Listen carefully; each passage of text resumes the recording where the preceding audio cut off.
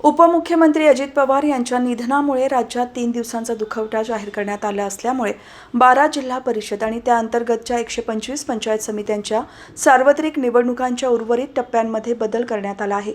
5 February 2026 ऐवजी आता 7 February 2026 रोजी मतदान, तर 7 फेब्रुवारी 2026 ऐवजी 9 फेब्रुवारी 2026 रोजी मतमोजणी होईल।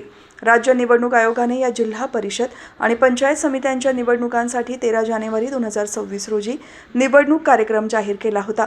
सर्वोच्च न्यायालयाने या निवडणुकांसाठी 31 जानेवारी 2026च्या पुढे फक्त 2 आठवड्यांची मुदतवाढ दिली आहे।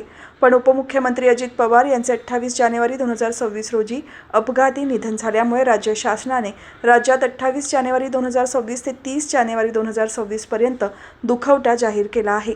या कालावधीचा विचार करून जिल्हा परिषद आणि पंचायत समित्यांच्या निवडणुकांच्या कार्यक्रमातील उर्वरित टप्प्यांमध्ये बदल करण्यात आले आहेत।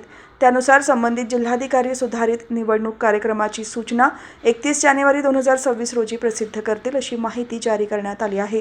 आता 7 फेब्रुवारी 2026 रोजी सकाळी 7:30 ते सायंकाळी 5:30 या वेळेत मतदान होईल। त्यामुळे जाहीर प्रचाराची समाप्ती 5 फेब्रुवारी 2026 रोजी रात्री 10 वाजता होईल। संबंधित ठिकाणी 9 फेब्रुवारी 2026 रोजी सकाळी 10 वाजता मतमोजणी सुरू होईल। निकाल जाहीर झाल्यानंतर संबंधित ठिकाणची आचारसंहिता संपुष्टात येईल। निवडून आलेल्या सदस्यांची नावे शासन राजपत्रात 11 फेब्रुवारी 2026 पर्यंत प्रसिद्ध केली जातील।